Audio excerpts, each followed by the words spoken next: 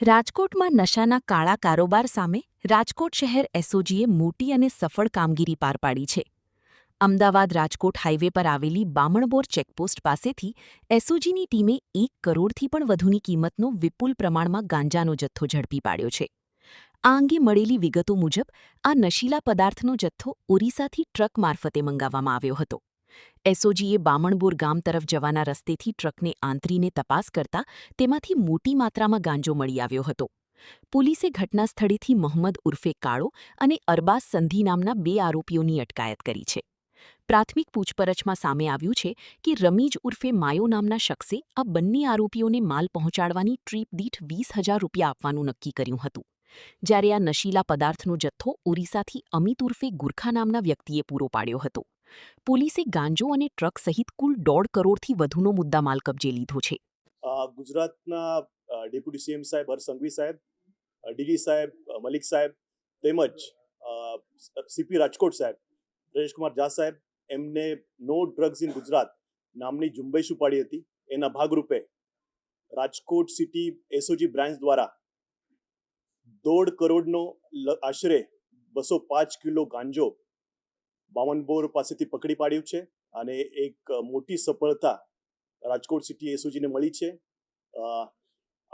લગભગ 30-40 વર્ષના ઇતિહાસમાં રાજકોટ સિટીને મોટી સિદ્ધિ 200 કિલોની હાંસલ કરી છે.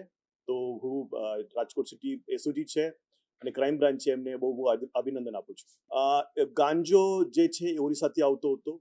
જે લોખંડની પ્લેટ છે એના ઈવે બિલ બનાવી અને લોખંડ પ્લેટના આડમાં એ 205 કિલો ગાંજો એ આરોપીઓને લાયો હતો અને એક મોહમ્મદ ઉર્ફે કાળો અને અરબાજ સંધી એ બંને આરોપી ટ્રકમાંથી પકડાઈ ગયા છે અને 2 જે આરોપી છે રમીઝ અને અમિત ઉર્ફે ગોરખો એ બંને આરોપી પકડવાના બાકી છે અને એસઓજીની ટીમ એમના પાછળ લાગી ગઈ છે અને ટૂંક સમયમાં એ બંને આરોપીને પણ પકડી પાડવામાં આવશે. એ ગાંજાની ડિલિવરી આખા સૌરાષ્ટ્રમાં થવાની હતી. 205 કિલો આવ્યું એના પાછળ લગભગ 25 થી 30 દિવસની મહેનત એસઓજી ટીમની છે અને અલગ અલગ જગ્યાએ કટિંગ કરી જે સરકારી ખરાબા છે એમાં કટિંગ કરીને આખા સૌરાષ્ટ્રમાં સપ્લાય કરવાનો એમનો ઈરાદો હતો. એના આગળ પણ એક વખત એ આવી ગયો તો એવું કહેવું છે. એ ઇન્વેસ્ટિગેશન ચાલુ છે અને ઇન્વેસ્ટિગેશન પછી આખી ખબર પડશે. જે સૌરાષ્ટ્રના જે અલગ અલગ સપ્લાય કરવાના હતા અને જે ઓરિસ્સાના જે મૂળ જેના પાસેથી માલ લીધો હતો એમની પણ ઇન્વેસ્ટિગેશન ચાલુ છે અને એના નામ ખુલેથી આપને જાણ કરવામાં આવશે. છૂટક ઘણા સમયથી એ લોકો કરતા હતા પણ જથ્થાબંધ માલ એમને શરૂ કર્યું હતું અને મને લાગે છે બીજી ખેપમાં જે પકડાઈ ગયા હતા. નહીં, છૂટક તો એ કરતા જ હતા પણ એ જે જથ્થાબંધ છે બીજી વાર છે અને એ એકવાર એ સક્સેસ થઈ ગયા એના પછી એ બીજી વાર એમને કર્યું હતું. 2 જે મોહમ્મદ છે, મોહમ્મદ અરબાજ જે પકડાઈ ગયા છે એમનો પણ ગુનાહિત ઇતિહાસ છે અને જે બીજા છે રમીજ અને અમિત એમનો પણ ગુનાહિત ઇતિહાસ છે અને એ જે અમિત એવી ખબર પડી છે કે જો અમિત છે એ ઓરિસ્સામાં રહી જ ત્યાં જ મોટો ગાંજાનો વ્યાપાર કરે છે અને ત્યાં જ રહે છે.